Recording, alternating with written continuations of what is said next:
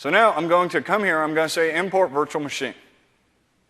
Now, what I've actually done, quite realistically, is I've got a folder where I haven't just got a virtual machine to import, I've got a bunch of XML files, and they've all got funny GUIDs for names. And I know that one of them is the virtual machine that I want.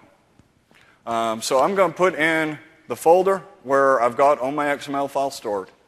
And the first thing we do is we're going to go through and look at those, find out the name, and actually tell you the name of the VM. Novel idea. So I know that I want my virtual machine to import. So, okay, the next thing we do, this was another big request, was the option to register a virtual machine. And this is where you've got your XML files, your VHD files, everything. You've put them where you want them. You don't want Hyper-V to move anything. You just want to tell Hyper-V, just use those files there.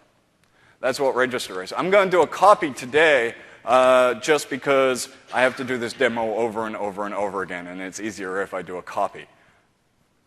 So since I'm doing a copy, we come up and say, hey, okay, where do you want us to put all the bits? You know, and I can come in and I can specify this. I'm going to stick with the default locations so you don't have to watch me typing in paths. We're going to ask, where's the virtual hard disk?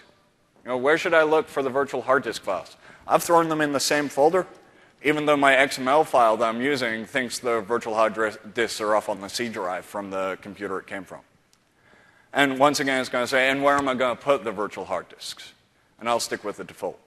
But here's the fun bit, because I'm going to hit next, and we have now gone, looked at the XML file, figured out every configuration issue with the XML file, and thrown in some new pages for me to say, okay, here's what you need to fix up.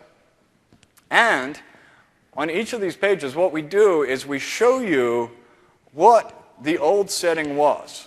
So here, this virtual machine was configured for 24 virtual processors.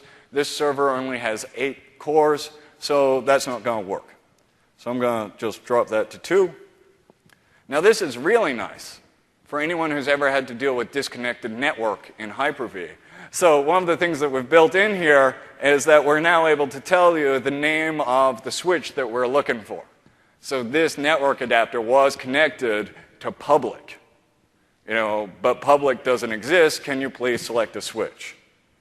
Oh, so that's quite helpful. I can now go, okay, yeah, it's fine to connect it there. And I'm going to hit finish, and this is going to go through. It's going to make all the configuration changes that are requested.